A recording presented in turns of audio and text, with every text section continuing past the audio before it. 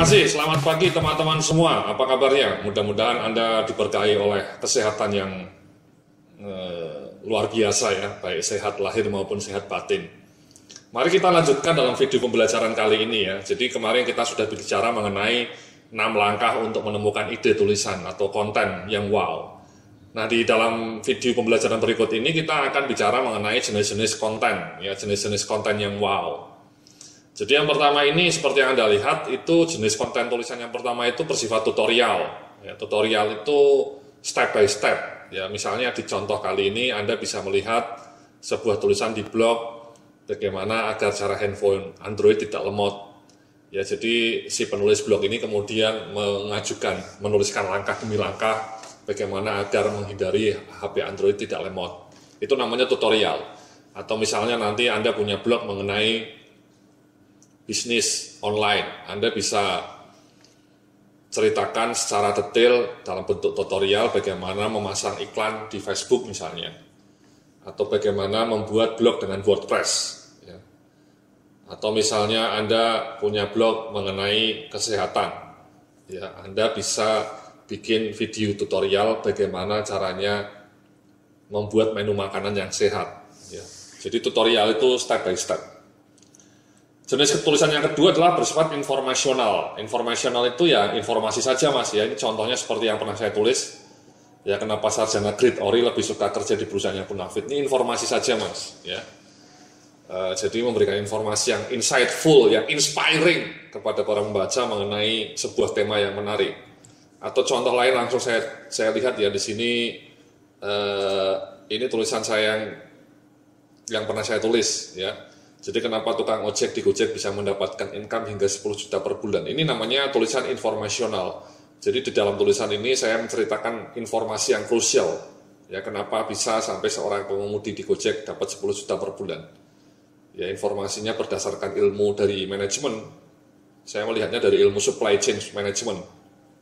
Ini namanya jenis tulisan informasional. Ya.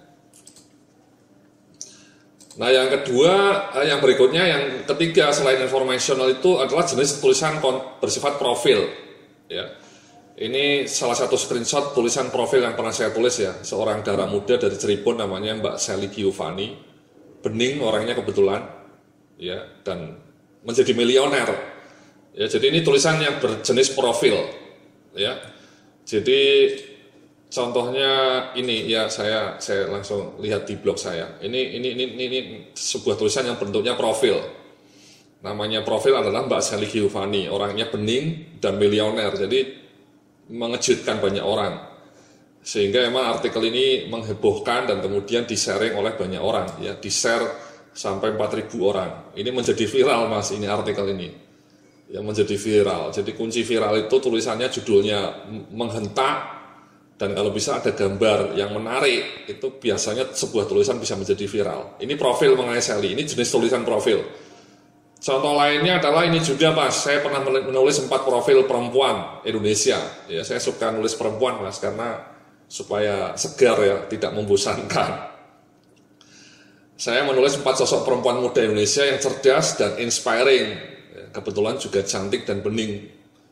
Jadi ini wajah seorang anak muda perempuan Indonesia yang luar biasa namanya Dian Pelangi, ya, seorang desainer. Ya, ini fotonya juga unik, ya, bolak-balik, jadi mengundang orang untuk mengklik tulisan itu.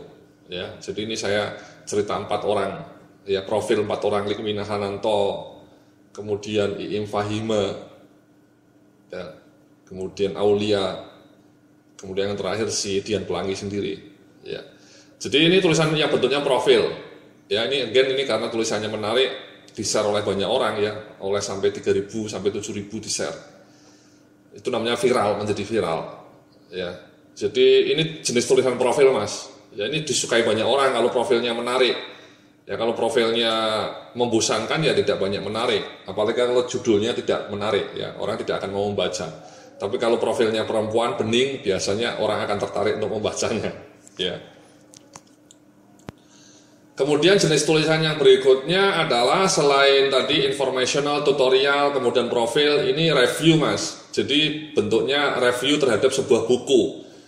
Ya, ini contoh tulisan yang pernah saya tulis mengenai book review. Ya, ini kebetulan bukunya Ipo Santoso. Ya, jadi menguak rahasia 7 keajaiban rezeki. Ini saya menulis review sebenarnya resensi dari buku 7 keajaiban rezeki. Ya, jadi buku ini mega bestseller. Jadi menarik. Kemudian saya bedah, ya, isinya 7 keajaiban rezeki itu apa saja. Ini contoh review, ya, book review. Saya punya juga ini kan, ini di kategori saya ada management books. Jadi memang isinya semua book review, ya. Ini book review juga. Ini buku kebahagiaan. Ini saya bicara mengenai Business Book of the Year, ya, buku terbaik di tahun 2014. Ya. Ini buku mengenai ledakan kelas menengah muslim. Ini isinya buku semua. Ini judul buku review semua, ya. Jadi ini 7 keajaiban rezeki. Jadi itu jenis tulisan yang berikutnya, Mas, ya. Jadi menguak rahasia 7 keajaiban rezeki. Itu menarik ya, banyak orang suka ya kalau review buku, apalagi kalau bukunya menarik seperti ini ya. Biasanya orang suka. Ya. Nah, yang berikutnya list. Ya, tulisan list ini banyak disukai ya. Jadi list itu seperti ini, Mas. Misalnya 5 alasan kenapa kebanyakan ada listnya, angkanya yang di depan ya. 5 alasan kenapa kebanyakan orang tidak bisa kaya hingga akhir hayatnya. Ini bentuk tulisan list ya. Jadi ya ini list ya. Kemudian contoh list lagi adalah ini, Mas. Nah, ini 7 keputusan ya, 7 keputusan, 5 itu list. Nah, ini yang menarik, Mas. Jadi studi-studi membuktikan bahwa tulisan yang bentuknya list seperti ini disukai oleh banyak orang, Mas, ya. Jadi ada kata-kata 5 alasan, 7 keputusan, atau 7 langkah untuk membuat Anda bahagia, atau 7 langkah untuk membuat Anda kaya. Itu kata-kata 7 atau 5 itu ternyata membuat orang penasaran, dan itulah kenapa studi membuktikan bahwa kalau tulisan Anda judulnya pakai list seperti ini, itu membuka peluang besar untuk dibaca orang. Dan yang tidak kalah penting ini, Mas, kalau bisa listnya ganjil. Ya, 5 atau 7 kata studi yang terbaik. 5, 7, 9. Jangan 4, jangan 6, jangan 8. Tapi angkanya ganjil. Nggak tahu kenapa itu yang lebih efektif. Mungkin orang lebih suka yang angka-angka ganjil. Itulah kenapa kalau saya bikin tulisan list itu selalu listnya itu ganjil, Mas. 5 alasan. Atau 7 keputusan kunci. Ya, ini tulisan yang menarik juga. 7 keputusan kunci ini akan mengubah secara dramatis kehidupan finansial Anda. Ya. Jadi itu bentuk list. Saya sering sekali menulis artikel dalam bentuk list. Yang pertama membuat orang lebih suka, dan yang kedua sebenarnya dengan list seperti ini membuat Anda menjadi lebih sistematis. Ya, karena tulisan Anda kemudian menjadi list kayak gini. Satu, ya kenapa orang tidak bisa kaya itu alasannya apa? Alasannya satu, pesimis. Yang kedua, learning spiritnya buruk. Yang ketiga, resiliensinya rendah. Ya, yang keempat maksud saya. Yang ketiga, NATO, ya, no action talk only NATO. Ya. Kemudian yang 5, pelit, ya, tidak mau sedekah.